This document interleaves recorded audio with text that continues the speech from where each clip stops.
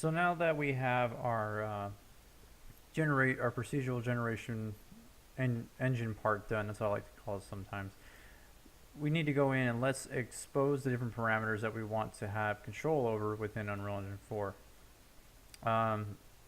Also, real quick, I want to just go over like how I created this blend node here. I forgot that this was here.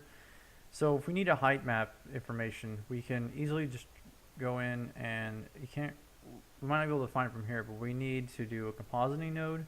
We can type in norm, and from here we can find normal to height map.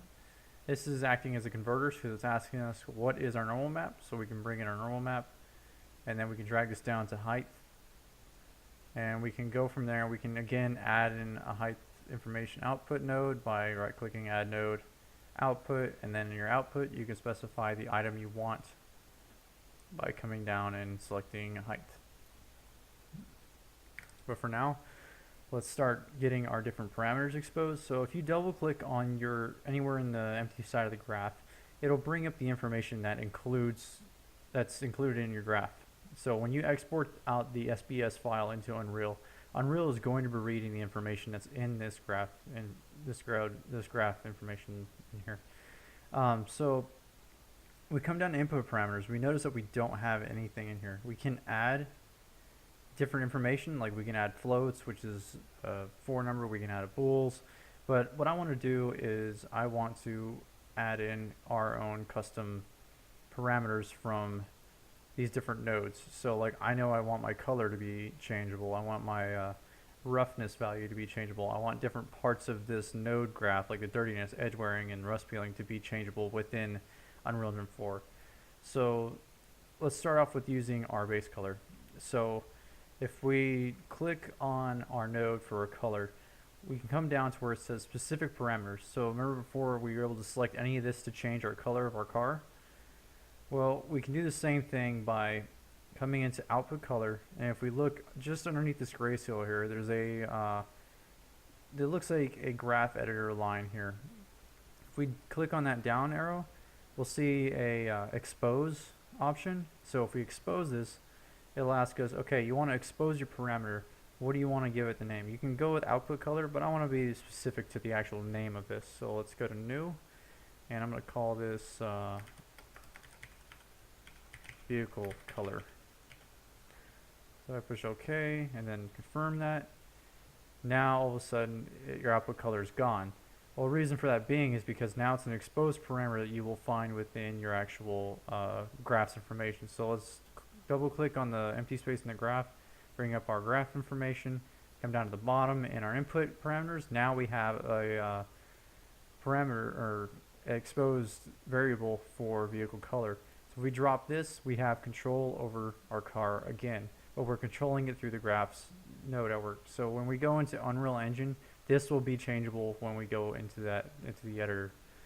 So let's do the same thing with coat roughness. Let's go to output color. Let's expose that. Give it a new name and I call it coat roughness. Let's add that. Let's come down to our main generator here. Let's click on that, and I'm going to turn this all down to 0, because when I get this car into the engine, I want an actual clean vehicle to look at, and I want to add the damage and dust and wear and tear on this vehicle as we are in the engine. So from here, let's start exposing these different parameters. So we can go to dust, we can expose that. Let's not call it coast roughness, let's just call it dust. So we're saving time on not getting all that disturbed. So let's go with dirtiness, let's expose that. I'm going to do edge wearing as well, because I know that has some effect, a little bit of effect. I think it works in conjunction with the others. Let's expose that, come down to edge wearing. Paint peeling is a strange one to kind of figure out, because it's very low in value for this, but again, this video is I'm just giving you a really quick run through of how I get these different assets up into the engine. Now I know rust value I definitely want. That's going to show up some really cool effects, so let's expose for that. Let's call this the rust. go down to rust peeling, which I think has an effect. That's added with rust, so we'll expose that anyways.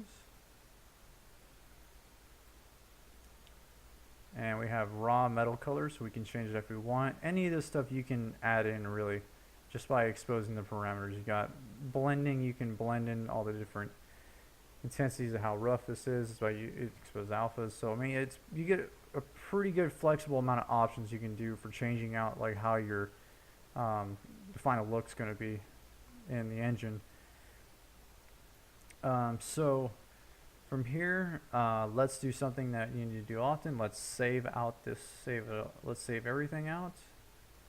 So everything is saved to the SBS file that we've made.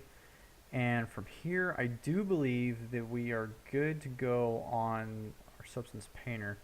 So I need to start launching Unreal Engine 4. And there's the things that you're going to need when we get into the Unreal Engine is we need to grab our model from what we had in Maya, which we've already saved as an OBJ, so it's a static mesh technically. It has no joints, nothing, and we can easily bring it into the engine. So I need to load up my project file that I'm working out of. And the other thing that we're going to be doing is we need to import our substance file. So looking at our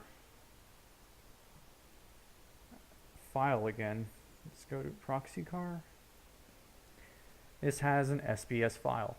Once we're in the engine, this file is readable if you have the plugin for Substance Painter, or not Painter, for the Substance Materials.